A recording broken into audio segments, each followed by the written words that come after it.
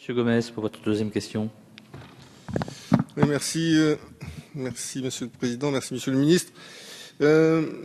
En 2012, une réorientation de l'Europe vers la croissance avait été annoncée et un grand plan de 120 milliards d'euros avait fait l'objet de débats. Il apparaît maintenant de manière assez claire que des 120 milliards annoncés, peut-être 20 milliards au total d'argent véritablement frais, entre guillemets, ont été injectés et que les 100 milliards restants n'étaient qu'un redéploiement de fonds déjà existants ou obtenus pour certains par effet de levier. Vous avez dénoncé en votre temps le carcan budgétaire en Europe. Et pour autant, dans le cadre du dit carcan, vous avez accepté l'année dernière le premier budget en baisse de l'Union européenne. 3 ans plus tard, l'investissement est toujours en panne, en Europe de manière générale, mais je dirais en France en particulier. Un grand plan a été annoncé, le plan Juncker, de 315 milliards d'euros.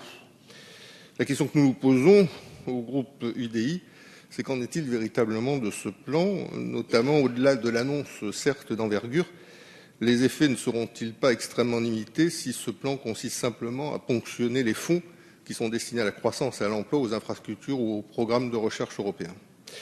Nous considérons que la France devrait être au contraire à l'origine de propositions véritablement ambitieuses. Nous pensons notamment à l'augmentation des ressources propres de l'Union européenne grâce à l'instauration de la taxe carbone aux frontières ou encore à l'amplification de la taxe sur les transactions financières.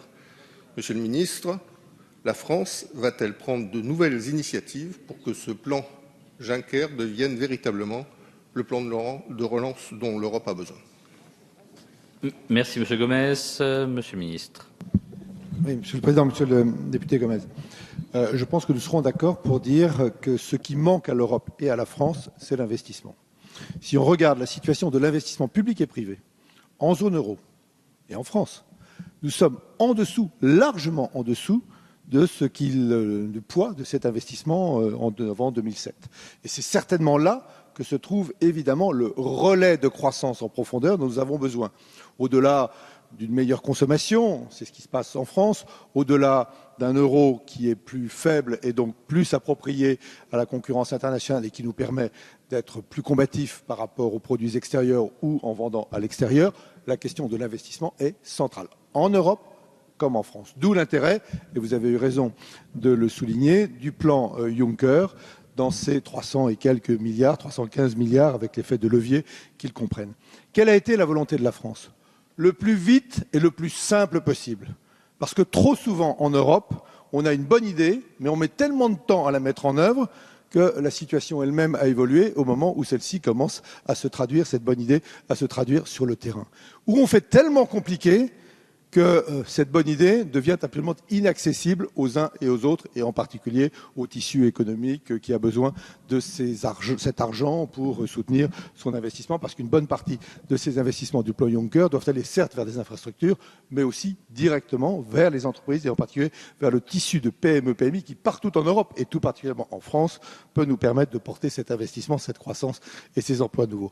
Le plus simple et le plus vite. Et ça vient de se faire. Comme vous le savez, la semaine dernière, le trilogue, comme on dit dans le jargon européen, a permis d'aboutir à un accord entre la Commission, le Conseil des ministres et le Parlement, puisque le Parlement était compétent sur ce sujet-là. Maintenant que cet accord est là, nous allons rentrer dans la phase opérationnelle avec une banque européenne d'investissement qui s'y est préparée et les premiers investissements sur les premiers projets, certains ont déjà été fléchés, vont pouvoir intervenir dans les semaines qui viennent.